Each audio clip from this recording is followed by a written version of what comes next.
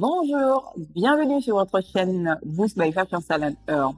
Aujourd'hui, nous allons aborder un sujet hyper important. Tu n'es pas obligé de plaire à tout le monde. Savez-vous que la meilleure manière de s'oublier soi-même, c'est de chercher à plaire à tout le monde? Restez juste à la fin. Je vais me présenter pour ceux qui ne me connaissent pas. Je suis Dalia, motivatrice et entrepreneur e-commerce. J'aide les hommes et les femmes en quête d'amélioration personnelle, les entrepreneurs et freelance, les personnes en reconversion et en quête de sens, les passionnés de spiritualité et de bien-être à devenir une meilleure version d'eux-mêmes. Revenons sur notre thème. Tu n'as pas besoin de plaire à tout le monde. La question qu'il faudra se poser est la suivante. Pourquoi cherche-t-on en général à plaire à tout le monde? Il y a plusieurs raisons. La première raison, selon moi, qui est la principale, c'est la peur du rejet. En général, on a peur d'être rejeté. On souhaiterait toujours être apprécié, pouvoir s'intégrer facilement.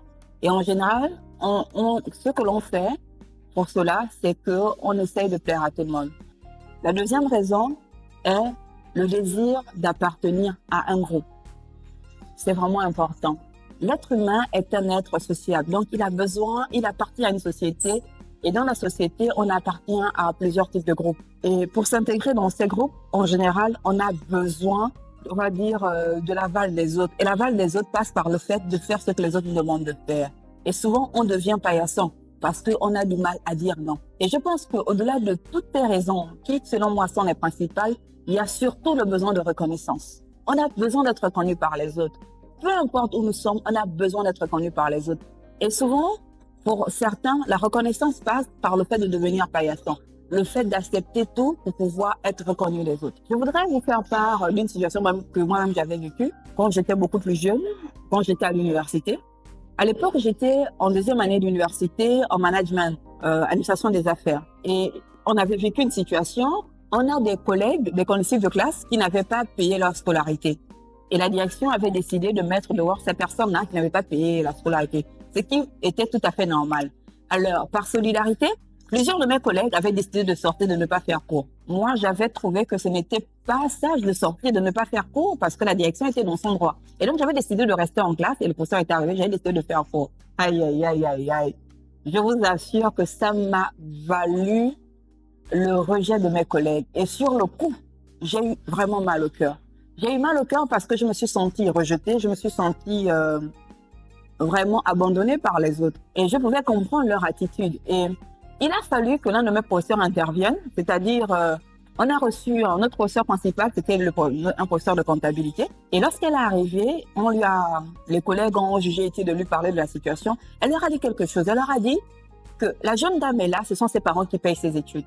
Pourquoi va-t-elle sortir au nom d'une solidarité qui n'a pas lieu d'être parce que la direction est dans son droit?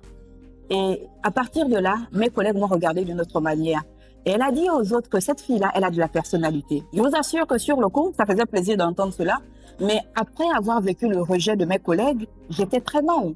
Et j'ai bien compris que des fois, avoir des convictions et s'imposer avec ces convictions n'est pas toujours la chose la plus facile à faire. Et je vous le concède, que des fois, c'est beaucoup plus facile d'entrer dans le moule et faire comme tout le monde pour éviter le rejet. Parce que je me suis vraiment sentie mal à cette période-là. Mais bon, après, j'ai zappé, hein. J'ai assumé et puis, progressivement, les choses sont rentrées dans l'ordre. Les autres ont recommencé à m'aborder. Mais de manière concrète, qu'est-ce que je pourrais vous recommander de faire? Avec beaucoup de recul aujourd'hui, ce que j'ai compris, c'est qu'on n'a pas besoin de faire le choix entre plaire à tout le monde et être soi-même. Ce dont on a simplement besoin de faire, c'est d'être vrai. C'est vraiment ça. Soyez vrai. Soyez vrai avec les personnes qui sont autour de vous. Lorsque vous ne voulez pas faire une chose pour une raison ou une autre, dites-le. Mais moi, je pense que ce qu'il faudrait faire à ce niveau-là, c'est de le faire avec la bonne manière. Ne soyez pas impoli et irrespectueux envers les autres. Faites aux autres ce que vous souhaiterez que l'on vous fasse vous-même. Lorsque pour une raison ou une autre, vous n'êtes pas en accord avec quelqu'un, et la manière pour le lui dire. Ne le lui dites pas de manière, et la manière. De la même manière que vous souhaiteriez que l'on vous dise les choses avec une certaine retenue, une certaine attitude, faites la même chose vis-à-vis des autres. Lorsque vous n'êtes pas en accord avec quelqu'un ou en accord avec un groupe ou qui que ce soit d'autre, ayez la capacité de dire non, mais faites-le comme il le faut, faites-le à la manière. Mettez-vous toujours à la place des autres. Si vous mettez à la place des autres, vous aurez toujours, en général, la bonne attitude ou le bon comportement pour pouvoir exprimer vos sentiments. De même, ce que je voudrais également vous dire, c'est que quand tu assumes tes valeurs, tu ne plais pas nécessairement à tout le monde, mais tu plais aux bonnes personnes. Et vous avez besoin de plaire aux bonnes personnes. Des fois, il y a un dicton qui dit qu'il est mieux d'être seul que d'être mal accompagné. Mais je comprends à travers ce dicton qu'il est souvent mieux d'être avec des personnes qui vous aiment tel que vous êtes. C'est très important. Vous savez, lorsque vous êtes vrai et que vous vous assumez, il y a quelque chose qui se produit. Les bonnes personnes restent et les mauvaises personnes partent d'elles-mêmes. Alors, je voudrais vous faire ces recommandations suivantes. Ne te tais pas pour pouvoir briller dans le regard des autres. C'est la première recommandation que je voudrais vous faire. La seconde est la suivante.